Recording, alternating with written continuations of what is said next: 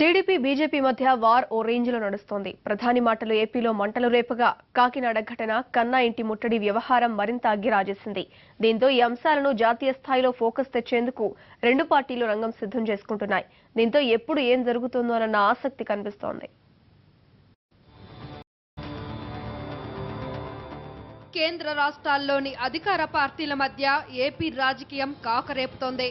AP BJP కార్యకర్తలతో ప్రధాని మోడీ జరిపిన వీడియో కాన్ఫరెన్స్. ఆ వీడియో కాన్ఫరెన్స్ లో ప్రధాని చేసిన కామెంట్లు మరింత హీట్ ని పెంచాయి.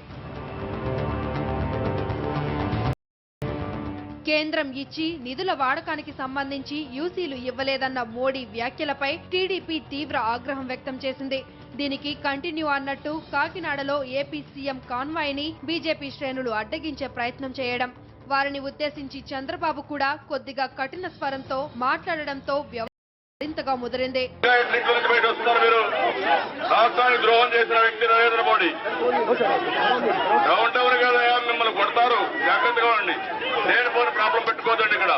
ఏపీ బీజేపీ చీఫ్ కన్నా లక్ష్మీనారాయణ ఇంటి వద్ద టీడీపీ శ్రేణులు ఆందోళన చేయడం, తనపై హత్యాయత్నానికి చంద్రబాబు ఒడిగట్టారంటూ కన్నా లక్ష్మీనారాయణ సీరియస్ కామెంట్లు చేయడంతో ఈ రెండు పార్టీల మధ్య రాజకీయం బగ్గుమంటుంది.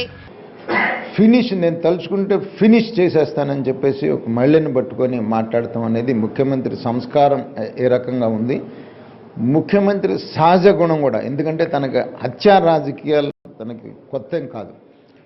దాన్ని దృష్టిలో పెట్టుకుని ఆయన కొడుకు లోకేష్ ఇద్దరు కూడా బీజేపీ వాళ్ళని ఫినిష్ చేసేస్తామని చెప్పేసి నిన్నటి నుంచి చెప్తా ఉన్నారు. వాళ్ళ ఇన్స్ట్రక్షన్స్తోనే ఇవాళ పొద్దున్నే తెలుగుదేశం గూండాలు, విజయవాడ నుంచి తెలుగుదేశం గూండాలు వచ్చి నన్ను చంపడానికి మా ఇంటి మీదకి వచ్చినటువంటి పరిస్థితి. అది పూర్తిగా దీనికి బాధ్యత చంద్రబాబు నాయుడుది, లోకేష్ది, ఇద్దరిది. వాళ్ళిద్దరి ఇన్స్ట్రక్షన్స్ మేరకే నన్ను చంపడానికి మా ఇంటి మీదకి వచ్చినటువంటి పరిస్థితి. ఈ క్రమంలో రెండు పార్టీలు తమ వ్యూహ ప్రతివ్యూహాలను సిద్ధం చేసుకుంటున్నాయి. ఈ వ్యవహారాన్ని ఎవరికి వారు తమకు అనుకూలంగా మలుచుకునే ప్రయత్నం చేస్తున్నాయి టీడీపీ బీజేపీలు.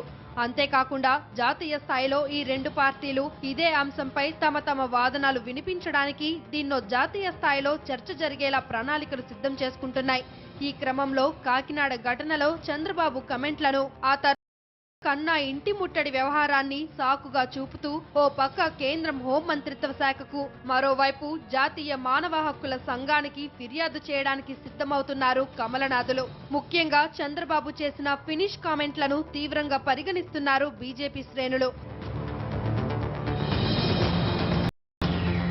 అయితే ఈ అంశాలతో పాటు ప్రధాని స్థాయిలో ఉన్న వ్యక్తి అవాస్తవాలను ఏ విధంగా ప్రచారం చేస్తున్నారన్న విషయాన్ని కూడా జాతీయ స్థాయిలో ఫోకస్ వచ్చేలా ఇటు టీడీపీ కూడా స్కెచ్ సిద్ధం చేసుకుంటుంది.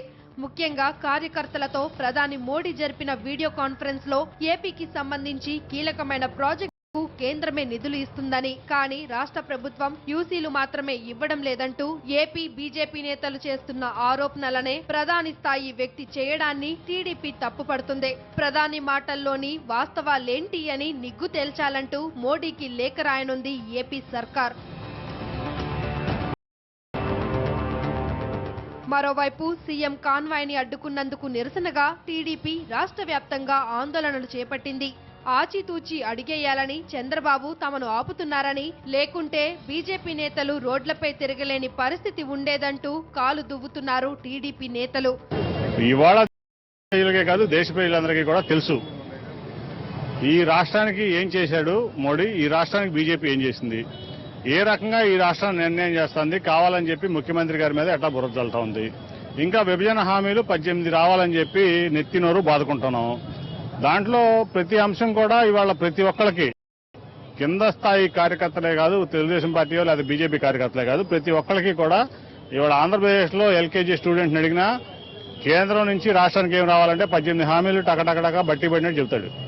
ఇది కూడా బీజేపీ నాయకులకి అర్థం కావట్లేదంటే ఇంకా వాళ్ళని ఏ రకంగా అనుకోవాలి మనకు అర్థం కావట్లేదు. వీళ్ళని కూడా క్షమించే పరిస్థితి లేదు. రాష్ట్ర ప్రజలు అన్ని గమనిస్తా ఉన్నారు.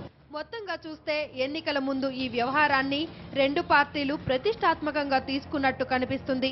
దీంతో నువ్వెంత అంటే నువ్వెంత అనే స్థాయిలో ఈ రెండు పార్టీలకు చెందిన నేతలు సంక్రాంతి పుంజుల్లా కలబడుతున్నారు.